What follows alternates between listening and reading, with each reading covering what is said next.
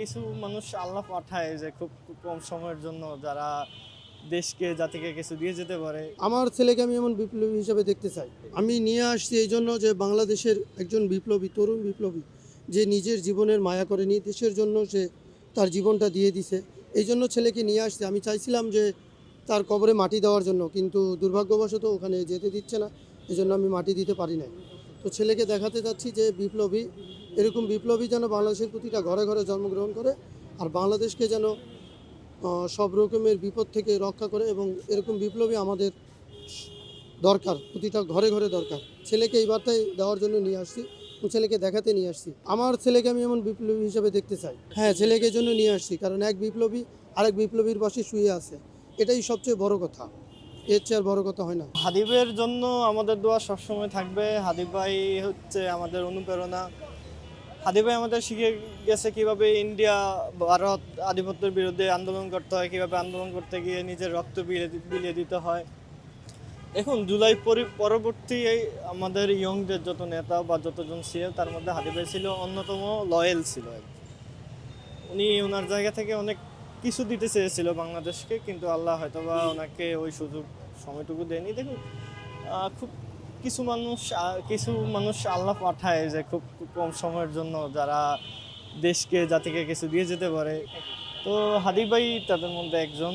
উনি খুব কম সময় বেঁচে ছিলেন, কিন্তু ওনার থেকে আমাদের শেখার অনেক কিছু আছে, অনেক কিছু সবটুকুই ধারণ করতে পারবে। কারণ হচ্ছে হাদিব ভাই ছিল বাংলাদেশপন্থী।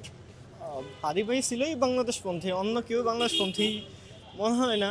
তো হাদিব ভাই ইন্ডিয়া আধিপত্যের বিরোধী যেভাবে, যাদের বিরুদ্ধে শুধু বাংলাদেশের জন্য দেশপ্রেম, উনি কীভাবে দেশ করে গেছে, এটাই তো আমাদের শিখতে হবে, যে নিজের রক্ত বিলিয়ে দিয়ে হলেও আমাদের দেশপ্রেম করে যেতে হবে। সেটা হোক ইন্ডিয়া, হোক লন্ডন, আর যাই হোক। অবশ্যই তো রাষ্ট্রীয় কিছু ব্যর্থতা ছিল, কারণ হাদিবের খুনিরা যদিও ইন্ডিয়া চলে যায়, সেটাও হচ্ছে কি আমাদের প্রশাসনের দুর্বলতার কারণে। যদি বাংলাদেশেও থেকে থাকে, সেটা প্রশাসনের দুর্বলতার কারণে এখনো ধরতে পারতেছে না। ওনারা 50 লাখ টাকা দিচ্ছে, পুরস্কার ঘোষণা দিচ্ছে, যে যদি প্রশাসন জনগণের টাকায় আছে, এখনো বেতন ভুগতে আছে, প্রশাসন কেউ ধরতে পারতেছে না। সেটা যদি ইন্ডিয়াতে চলে যায়, উনি প্রায় শুনতেছি আমরা, উনি 10-12 ঘন্টা বাংলাদেশে ছিল, 10-12 ঘন্টা।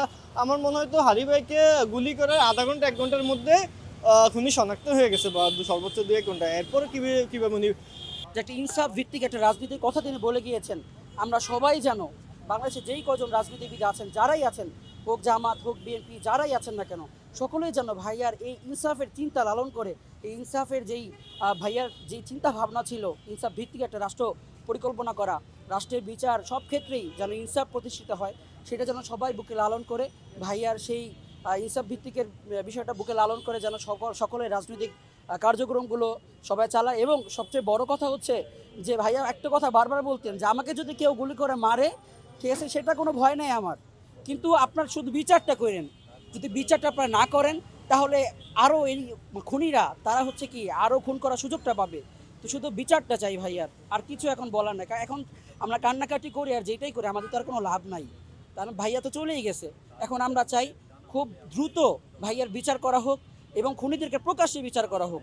আমরা ওই লুকিয়ে কোনো বিচার টিচার দেখতে চাই না, কোনো ছলছাত্রই দেখতে চাই না। আমরা চাই ভাইয়ার বিচার করা হোক। আর বিচার যদি না করা হয়, এরপর ইনকিলাব মঞ্চের পক্ষ থেকে আমাদেরকে যেভাবে নির্দেশনা করা হবে, কোনো যদি কর্মসূচি ঘোষণা করা হয়, আমরা ইনশাল্লাহ আবার আসবো।